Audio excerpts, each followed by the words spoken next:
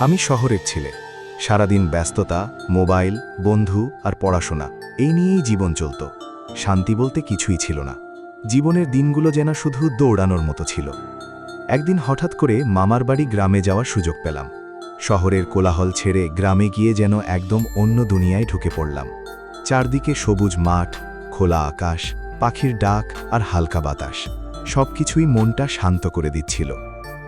সেই গ্রামেই প্রথম দেখি তাকে। সে পুকুর ঘাটে পানি তুলছিল, সাদামাটা শাড়ি পরা, খোলা চুল বাতাসে উড়ছে, আর মুখে এক অদ্ভুত শান্তি। কিন্তু তার চোখ দুটো ছিল এমন, যা একবার দেখলেই ভোলা যায় না। আমি দাঁড়িয়ে শুধু তাকিয়ে রইলাম। মনে হলো এই মেয়েটার সাথে কথা বলতেই হবে। পরের দিন ইচ্ছে করে আবার সেই পুকুর ঘাটে গেলাম। ভাগ্য ভালো, সে আবার ছিল।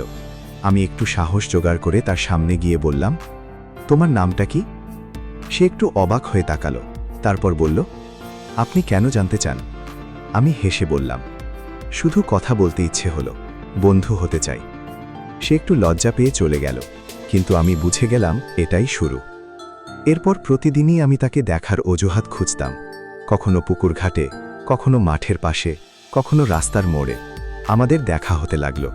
ধীরে ধীরে কথা বাড়ল, হাসি বাড়ল, আর অজান্তেই সে আমার জীবনের একটা অংশ হয়ে গেল। আমি বুঝতেই পারিনি কখন তাকে ভালোবেসে ফেলেছি।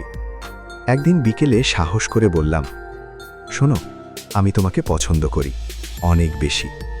সে চুপ করে রইল। আমার বুক ধকধক করছিল, মনে হচ্ছিল সব শেষ হয়ে যাবে। কিন্তু কিছুক্ষণ পর সে ধীরে ধীরে বলল, তুমি কি সত্যি সিরিয়াস? আমি বললাম, হ্যাঁ, আমি তোমাকে চাই, একদম সত্যি করে। সে হালকা হেসে বলল, শহরে ফিরে গিয়ে আমাকে ভুলে যেও না। আমি তার চোখের দিকে তাকিয়ে বললাম, তোমাকে ভোলা আমার পক্ষে সম্ভব না। সেদিন থেকেই আমাদের গল্পটা নতুন মোড় নিল। শহরের ছেলে আর গ্রামের মেয়ে, দূরত্ব, পরিবেশ কিছুই বড় না, যদি ভালোবাসা সত্যি হয়।